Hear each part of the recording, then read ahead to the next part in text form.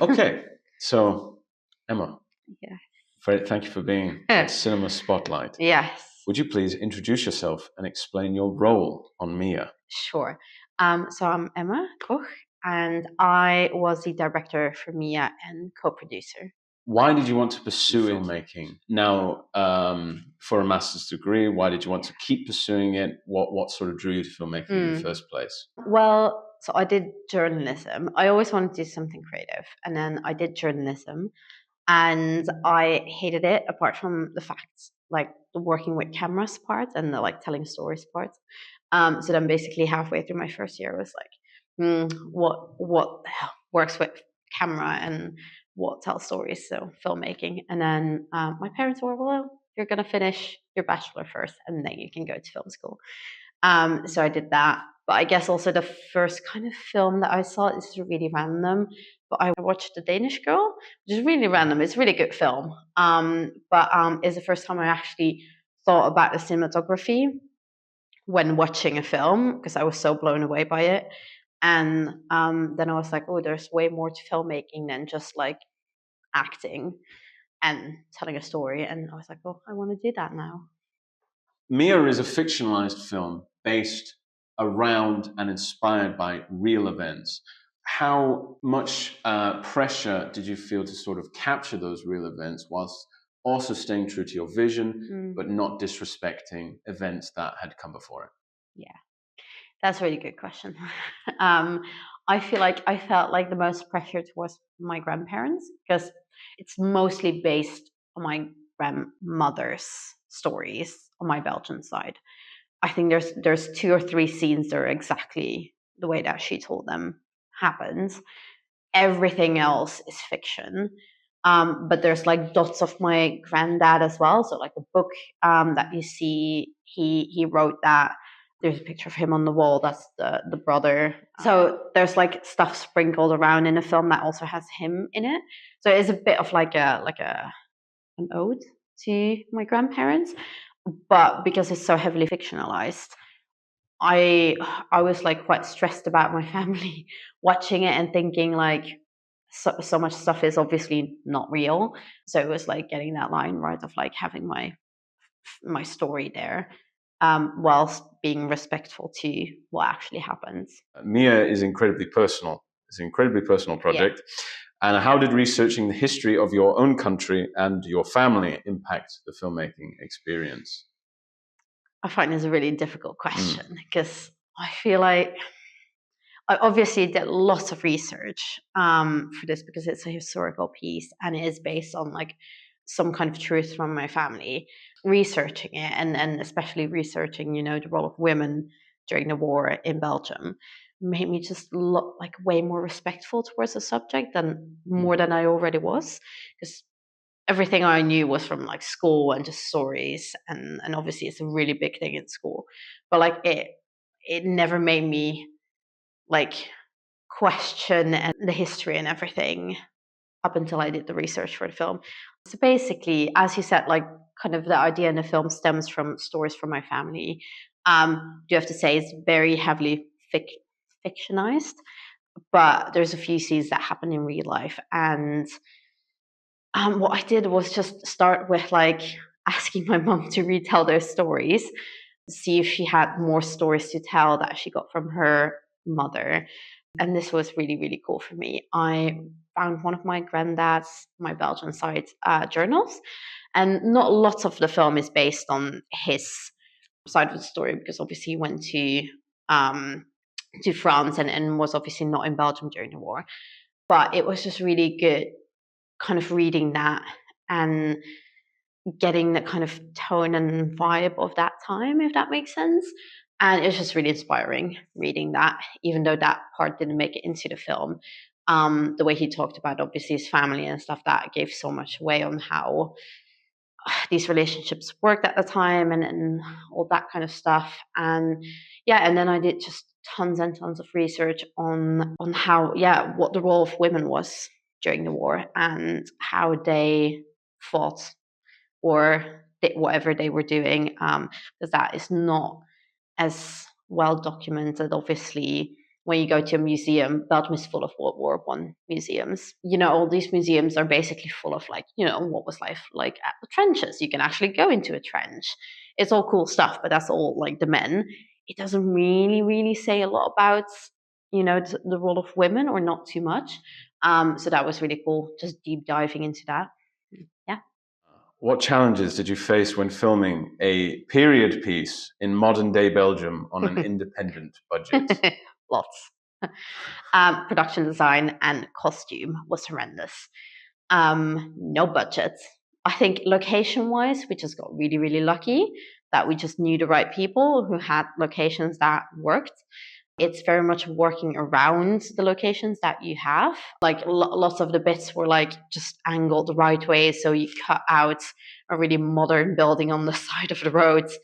Well, like, oh, that looks like a really old wall. Let's use that and just cut out all these like skyscrapers on the other side. That was not too bad. Like the budget was really difficult with production design. Fun fact, I just thought of that. When we got to the location, literally the day that we got to the house location, there was Elena, our production designer, went through the house to like get rid of all the stuff that like isn't supposed to be in 1940. And there was a portrait on the wall, and she was trying to figure out. It said like a king, like it was a Belgian king, and she was like trying to figure out if it was like from before, so it could stay, or after. And it was the exact king that was our king during World War One. So for some reason that was hanging there, and we could keep it on the wall, and that was fun.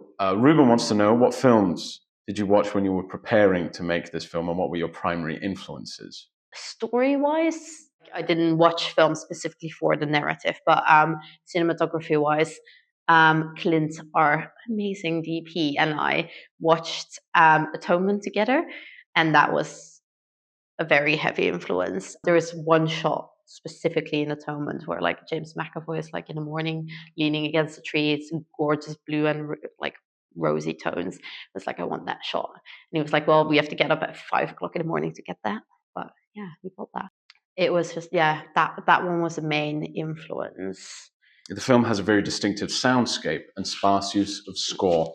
What led you to approach sound in this way?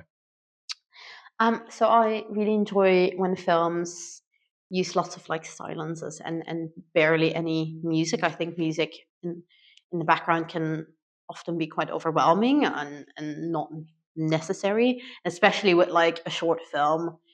It can just feel like a long 50-minute music video, or like, I don't know, it can be too overpowering and overwhelming. And I just really like when it's like used dramatically at specific points and then the rest nothing. I guess that's also one of the influences, is the film Petite Maman, which doesn't have any score all the way up through, like the whole film doesn't have any score, and then you hit like the final scene and that score like comes in like a bomb, and it's gorgeous, and then it works really well. So yeah, that was a bit of an inspiration. I want to know about the central performances are so strong in the film. And of course, you were dealing with mainly one of the main Dutch speakers on set. How did you sort of manage to create these great performances under the limitations that you were under? I don't know. It didn't feel like limitation. Like it was weird, really weird. Like directing both in English and Dutch at the same time. I feel like we did most of it in English, purely because our actors could speak English. But for like scenes where it was just the Flemish speaking actors, with it sometimes flip to Flemish, just because it is sometimes easier to like explain an emotion.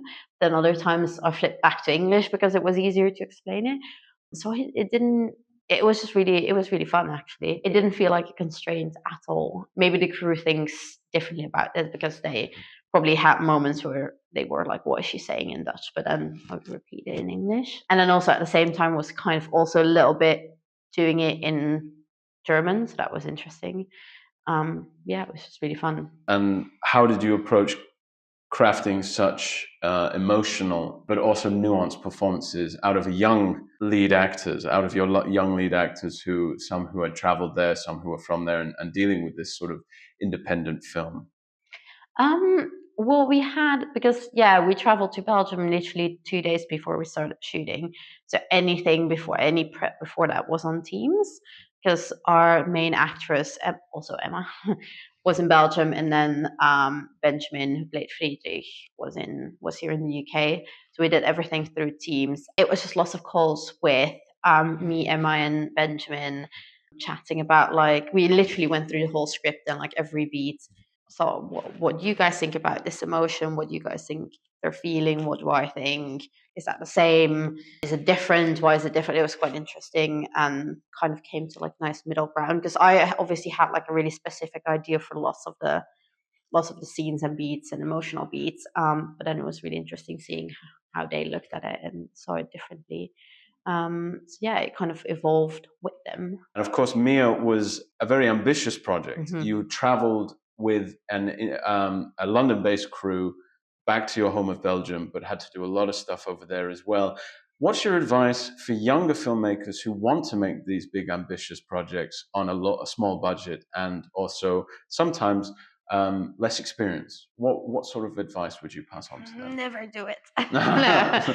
I would probably say be extremely passionate about your story, because I feel like I wouldn't have gone through half the trouble I went through if I wasn't like in love with the story and it wasn't my baby. Like if it wasn't that.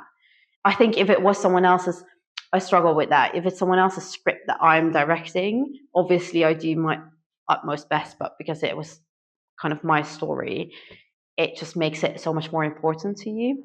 I feel like then if you're so passionate about it and it's literally your little baby, then you do basically anything to make it, even though it's very painful and time consuming and you're broke after.